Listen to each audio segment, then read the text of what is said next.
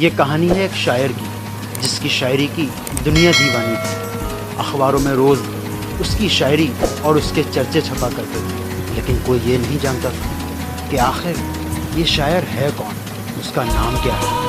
मेरे बेटे को बचा लो कोई, मेरा बेटा जल जाएगा। मेरे बेटे को बचा लो, मेरा बेटा जल जाएगा। मेरा घर जल गया, मेरे बेटे को बचा लो, फंस गया उसमें।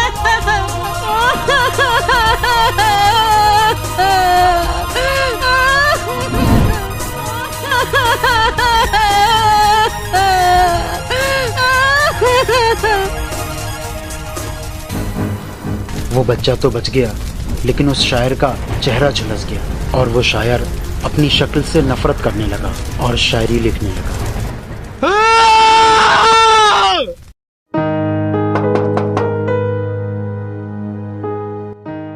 जी बताइए। बेनाम शायर का घर यही है ना? मुझे उनकी शायरी बहुत पसंद है, प्लीज उनसे मुझे मिलवा दो। हम सभी लोग उनके बहुत बड़े फैन हैं। भाई जल्दी बुला दो, हम लोग बहुत दूर से आए हैं। किसी ने बताया था कि बेनाम शायर का घर यही है। भाई बुला दो, जल्दी बुला दो। रुकिए अभी। शायर साहब, हर बार की तरह आज भी आपके चाहने वालों की दरवाजे पर भीड़ लगी हुई है। हाँ जानता हूँ। तो क्या कह दूं उन लोगों से? वही जो हर बार कहते हो, कह दो कि यहाँ कोई शायर नहीं रहता। ठीक है शायर साहब। देखिए, आपको किसी ने गलत खबर दी है, यहाँ कोई शायर नहीं रहता। सुनो, तुम्हारे लिए एक शेर लिखा है। तुम्हारी अदाओं में कुछ इस तरह खो गए हम, पता ही नहीं चला कि कब तुम्हारे दीवाने हो गए हम। बहुत अच्छा लिखा है आपने। अरे हमें तो ध्यान ही नहीं रहा कि तुम खड़े हो। ठीक है, कल से आ जाना तुम नौकरी पे। बुरा मत मानना, आपका चेहरा जला हुआ है और मेम साहब इतनी खूबसूरत हैं। आपकी शादी कैसे हुई? बात उन दिनों की है जब मेरी शायरी लोगों का दिल जीत रही थी और मैं अपनी इस जली हुई शक्ल के साथ घुट घुट के जिंदगी जी रहा था। दोस्त, आज फिर से तेरी शायरी छपी है अखबार में, ये देख। वही वाह, क्या खूब लिखा है। दुश्मन तो बहुत मिल जाएंगे, पहनते ही ताज सिर का, पहले दोस्त ढूंढ लूं पहनकर लिबास फकीर का। शुक्रिया दोस्तों, तुम लोग आ जाते हो तो जरा दिल लग जाता है, वरना जब से चेहरा जला है मेरी जिंदगी काली हो गई है। चुप यार, अब भूल जा उस बात को। पूरे इंडिया में तेरे चर्चे हो रहे हैं और सबकी जुबान पे सिर्फ एक ही नाम है।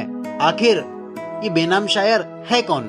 बस भाई बस, अब तुम हमेशा की तरह कहोगे कि तू सबको अपना नाम क्यों नहीं बताता, और मेरा हमेशा की तरह फिर वही जवाब होगा कि मैं बेनाम शायर ही रहना चाहता हूँ, किसी को अपना नाम और पता नहीं बताना चाहता। आखिर क्यों तू अपना नाम और पता छुपाता है? क्योंकि जितनी खूबसूरत है मेरी शायरी, उतनी ही बदसूरत है मेरी शक्ल।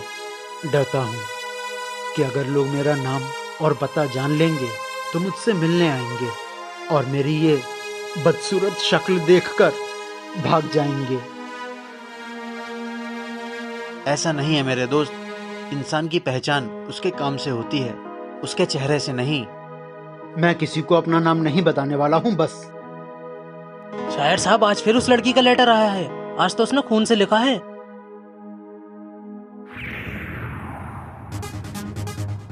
मुलाकात दो वरना जान दे दूंगी।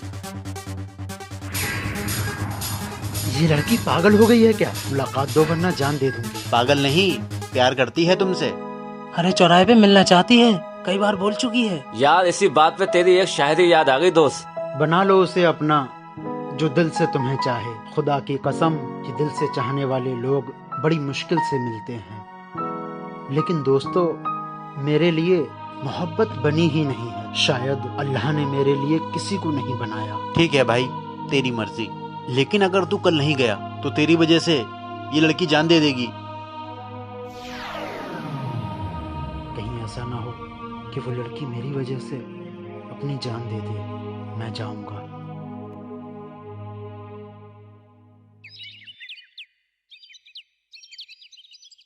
बाजी, कोई आ रहा है, लगता है यही शायर साहब हैं। ठीक है, तू जा। मैं ही हूँ शायर, तो बताइए क्यों बुलाया है आपने मुझे? क्या बताऊं? चलिए, आपका ही लिखा हुआ एक शेर जो मैंने सुना था, उसी से अपने दिल की बात बयां करती हूँ। रब से आपकी खुशियाँ मांगते हैं, दुआओं में आपकी हंसी मांगते हैं, सोचते हैं आपसे क्या मांगे। चलिए आपसे उम्र भर की मोहब्बत मांगते हैं। हाँ, मोहब्बत? और मुझसे? जानती भी हो तुम ये क्या कह रही हो? मुझसे कोई मोहब्बत नहीं कर सकता। मोहब्बत करने या ना करने से नहीं होती, ये तो खुदा दिल में पैदा करता है, जैसे मेरे दिल में आपके लिए कर दी है।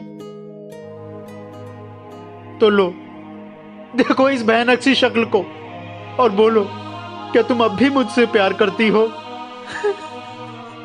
शायर साहब, मैं देख नहीं सकती क्योंकि मैं तो अंधी हूँ। और हाँ, मैं आपसे अब भी बहुत प्यार करती हूँ।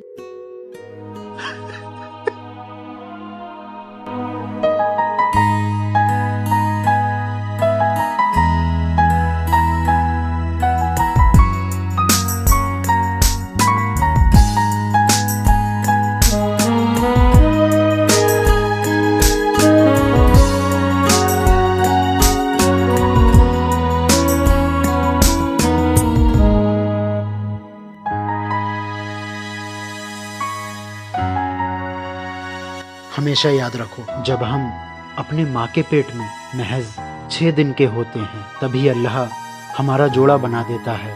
इस दुनिया में कोई भी अकेला नहीं रहता। और याद रखो, किस्मत की लिखी लकीरों पर मत जाना, क्योंकि किस्मत तो उनकी भी होती है जिनके हाथ नहीं।